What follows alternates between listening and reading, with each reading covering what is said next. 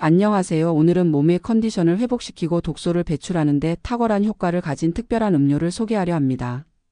요즘 많은 분들이 피로감이나 면역력 저하로 고생하고 계시는데요. 이런 때일수록 우리 조상들이 수천 년 동안 신성시해온 이 음료의 힘을 빌려야 할 때입니다. 오늘 소개할 이 음료는 여러분도 잘 아시는 친숙한 것이지만 숨겨진 비밀이 정말 많습니다. 단순히 달콤한 맛으로만 알고 계셨다면 정말 큰 오해를 하고 계신 겁니다. 이 음료에 담긴 놀라운 치유의 힘과 에너지적 특성을 알고 나시면 왜 예로부터 이것을 신의 음료라고 불렀는지 이해하실 수 있을 겁니다. 구독과 좋아요도 미리 눌러주시면 더욱 유익한 정보로 찾아뵙겠습니다. 그럼 지금부터 이 신비로운 음료의 세계로 함께 떠나보시죠. 이 음료가 예로부터 어떻게 여겨져 왔는지부터 말씀드리겠습니다. 고대 이집트에서는 파라오의 무덤에 이 음료의 원료를 함께 매장했습니다. 내세에서도 영원한 생명력을 유지하기 위한 필수품으로 여겼기 때문이죠. 그리스 신화에서는 신들의 음료로 묘사되며 올림포스 신들이 불멸을 유지하는 비밀이 바로 이것에 있다고 전해집니다. 중국의 고전 의학서인 본초 강목에서는 이것을 천하의 으뜸가는 보약이라고 기록했습니다. 모든 독을 중화시키고 오장육부를 보하는 최고의 약재로 분류했죠. 우리나라에서도 조선시대 궁중에서는 임금의 건강을 위해 특별히 조제한 이 음료를 매일 올렸다고 전해집니다. 특히 몸이 약해지거나 병에서 회복할 때면 반드시 이 음료를 처방했습니다. 그런데 왜 옛사람들이 이 음료를 그렇게 특별하게 여겼을까요? 그들은 경험을 통해 이 음료가 단순한 감미료가 아니라 생명력 그 자체라는 것을 알고 있었습니다. 현대에 와서도 이 전통은 이어지고 있습니다. 감기에 걸렸을 때나 목이 아플 때 자연스럽게 이 음료를 찾게 되는 것도 우리 몸이 본능적으로 필요한 것을 알고 있기 때문입니다. 유럽의 많은 나라에서는 지금도 아이들이 아플 때 할머니들이 이 음료를 끓여주는 전통이 살아 있습니다. 이것이 바로 수천 년간 검증된 자연치유법의 힘입니다. 이 음료가 가진 특별한 에너지에 대해 자세히 알아보겠습니다. 먼저 이 음료의 독특한 황금빛 색깔이 주는 에너지적 의미부터 살펴보겠습니다. 황금색은 태양의 에너지를 상징하며 우리 몸에 따뜻한 생명력을 불어넣어 줍니다. 특히 소화기관과 면역 시스템을 활성화시키는 파장을 가지고 있어 몸의 전반적인 균형을 맞춰주는 역할을 합니다. 이 음료가 물에 녹으면서 만들어내는 부드러운 질감도 매우 중요한 의미를 가집니다. 끈적하면서도 부드러운 이 질감이 우리 몸의 점막을 보호하고 상처받은 조직을 감싸서 치유를 돕는 작용을 합니다. 마치 어머니의 품처럼 우리 몸을 부드럽게 감싸주는 것이죠. 영양학적으로 분석해보면 더욱 놀라운 사실들이 드러납니다. 이 음료에는 단순당이 풍부하게 들어있어 즉각적인 에너지 공급이 가능합니다. 하지만 여기서 중요한 것은 이 당분이 인공적인 설탕과는 완전히 다른 성질을 가진다는 점입니다. 자연 그대로의 효소와 미네랄이 함께 들어있어 몸에서 소화될 때 부담을 주지 않으면서도 깊은 에너지를 공급합니다.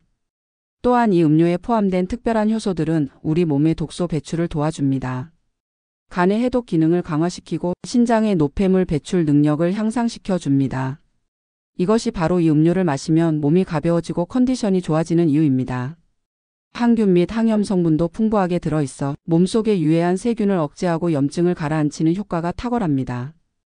특히 환절기나 면역력이 떨어진 상태에서 이 음료를 마시면 몸의 자연 치유력이 크게 향상되는 것을 느끼실 수 있습니다. 계절적으로 보면 이 음료는 1년 내내 효과가 좋지만 특히 가을과 겨울철에 그 진가를 발휘합니다. 차가운 바람과 건조한 공기로 인해 우리 몸의 수분과 에너지가 부족해지는 시기에 이 음료가 제공하는 따뜻한 생명력이 더욱 소중하게 느껴지기 때문입니다. 아침에 공복 상태에서 마시면 하루 종일 활력이 넘치고 저녁에 마시면 피로가 풀리면서 깊은 잠을 잘 수 있게 됩니다.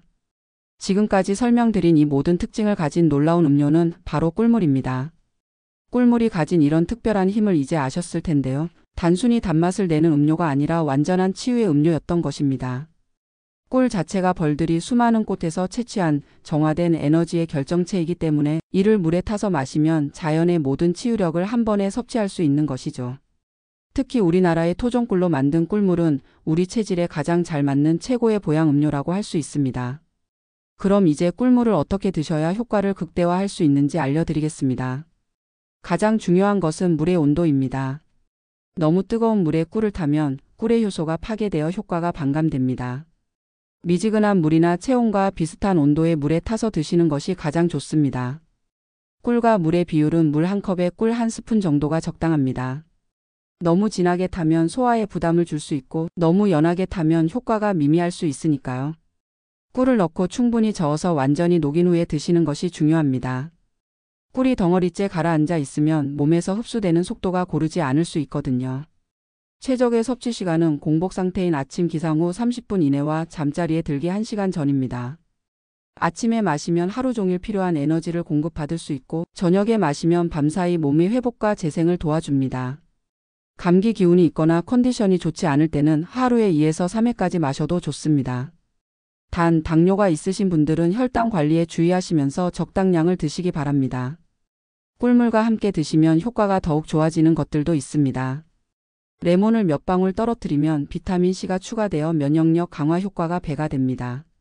생강을 우린 물에 꿀을 타면 몸을 따뜻하게 하고 소화를 돕는 효과가 뛰어납니다. 계피가루를 조금 넣으면 혈액순환을 개선하고 항산화 효과를 높일 수 있습니다. 보관할 때는 꿀을 실온해서 밀폐 용기에 보관하시고 꿀물은 만들어서 바로 드시는 것이 좋습니다. 미리 만들어두면 꿀의 성분이 변할 수 있고 세균이 번식할 위험도 있거든요. 주의하실 점도 몇 가지 말씀드리겠습니다. 1세 미만의 영유아는 꿀을 섭취하면 안 됩니다. 보툴리누스균에 감염될 위험이 있기 때문입니다. 또한 꿀 알레르기가 있으신 분들은 당연히 피하셔야 합니다. 과도한 섭취도 좋지 않습니다. 하루에 꿀 2에서 3스푼 정도가 적정량이니 이를 넘지 않도록 주의하세요. 개인 체질별로 말씀드리면 몸이 차가운 한랭 체질의 분들은 따뜻한 물에 타서 드시고 몸에 열이 많은 열성 체질의 분들은 미지근한 물에 타서 드시면 됩니다. 소화기가 약하신 분들은 식후 30분 정도 지난 후에 드시는 것이 좋고 변비가 있으신 분들은 아침 공복에 드시면 장운동에 도움이 됩니다. 제가 수년간 연구하고 직접 경험해본 바로는 꿀물만큼 자연스럽고 안전하면서도 효과적인 건강 음료는 찾기 어렵습니다. 특히 현대인들이 겪는 만성 피로나 스트레스로 인한 컨디션 난조에는 정말 탁월한 효과를 보여줍니다. 많은 분들이 값비싼 건강식품이나 영양제를 찾으시지만 우리 곁에 이미 완벽한 자연 치유제가 있다는 사실을 간과하는 경우가 많습니다. 꿀물은 단순히 몸의 증상만 완화시키는 것이 아니라 근본적으로 우리 몸의 자연 치유력을 깨워주는 역할을 합니다. 몸이 스스로 균형을 찾아가도록 도와주는 것이죠. 실제로 꿀물을 꾸준히 드신 분들의 후기를 들어보면 단순히 컨디션이 좋아지는 것을 넘어서 전체적인 삶의 질이 향상되었다는 이야기를 많이 하십니다. 아침에 일어나는 것이 한결 가벼워지고 하루 종일 활력이 지속되며 밤에도 깊고 편안한 잠을 잘 수 있게 되었다고 합니다. 이것이 바로 자연이 우리에게 주는 선물의 힘입니다. 여러분들도 오늘부터 꿀물을 생활 속에서 실천해 보시기 바랍니다. 처음에는 맛이 낯설 수도 있지만 며칠만 드셔보시면 몸이 자연스럽게 찾게 되는 것을 느끼실 겁니다. 그만큼 우리 몸이 꿀물이 주는 에너지를 간절히 필요로 하고 있다는 증거입니다. 꿀물을 통해 여러분의 삶에도 좋은 변화가 있기를 진심으로 바랍니다. 건강한 몸과 마음으로 매일매일 활력 넘치는 하루를 보내시길 응원하겠습니다. 오늘 영상이 도움이 되셨다면 구독과 좋아요 부탁드리고 다음에는 더욱 유익한 건강 정보로 찾아뵙겠습니다. 감사합니다.